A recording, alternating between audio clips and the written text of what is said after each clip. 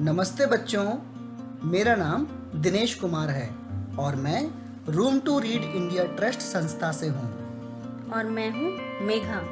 आज हम आपके लिए एक मज़ेदार कहानी लेकर आए हैं और इस कहानी का नाम है अनोखा संसार।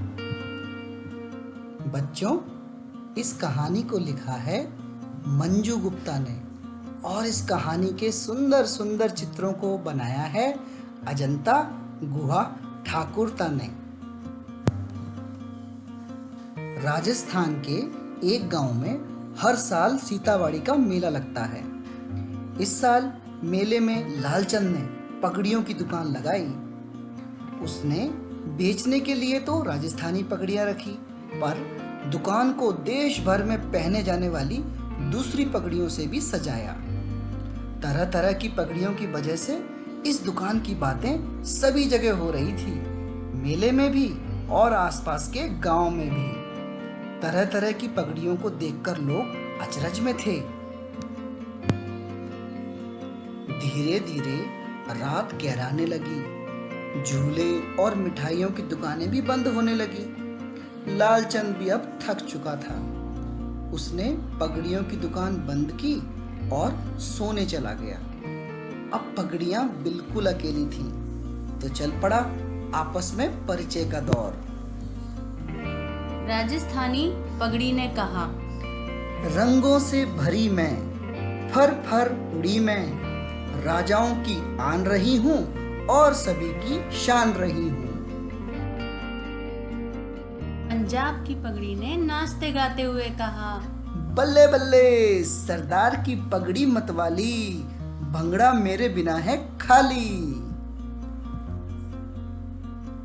अब सबसे अलग दिख रही सुंदर सजीली पगड़ी की बारी थी। उसने कहा, मैं हूँ दूल्हे की पगड़ी, मुझे न समझो अगली पगली। मैं दूल्हे की शान हूँ और बारात की जान हूँ। 9 हाथ मेरी लंबाई, खेतीहरों की शान बढ़ाई। पहने मुझे देश भर के किसान, बढ़ा देती हूँ सबकी शान। सभी पगड़ियाँ उसकी लंबाई देखकर आंखें फाड़ फाड़ कर उसे देखती रह गईं। अब आखिरी पगड़ी, जो बड़ी देर से टुकुर टुकुर सबको देख रही थी, वह मुस्कुराई और बोली, मोटा मोटा मेरा सेठ, तोंद निकाल कर जाता लेट। पहचाने हैं मुझे सभी, मैं हूँ मारवाड़ी की पगड़ी। आधी रात बीत चुकी थी, पर पगड़ियां अभी भी अपनी बातों में इतनी मस्त थीं कि उन्हें समय बीतने का आभास ही नहीं हो रहा था। पूरा मेला सो चुका था, पर पगड़ियों की दुकान से बतियाने की आवाजें अभी भी आ रही थी। सुबह हो गई। लालचंद सोकर उठा और दुकान का पर्दा हटा दिया। धीरे धीरे बच्चों की भीड़ दुकान के सामने इकट्ठी हो गई। लालचंद, पगड़ियां और बच्चे सभी बहुत खुश थे। तो बच्चों, कैसी लगी ये कहानी? अच्छी लगी ना? चलो अब इस कहानी पर थोड़ी बातचीत करते हैं। बच्चों, इस चित्र को ध्यान से देखो। लालचंद ने पगड़ियों की दुकान लगाई। बच्चों, क्या आपको भी मेलों में जाना पसंद है? अगर हाँ, तो बताओ आपको मेलों में कौन कौन सी दुकानों पर जाना सबसे ज्यादा अच्छा लगता है?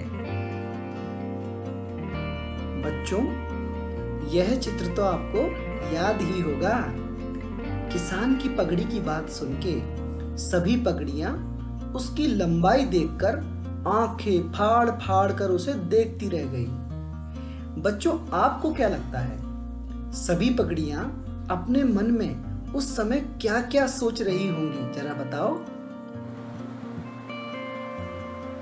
बहुत बढ़िया बच्चों, आशा है आपको इस कहानी में बहुत मजा आया होगा। ऐसे ही खूब पढ़ना। हम ऐसी ही एक और मज़ेदार कहानी के साथ आपसे फिर मिलेंगे। तब तक के लिए नमस्ते।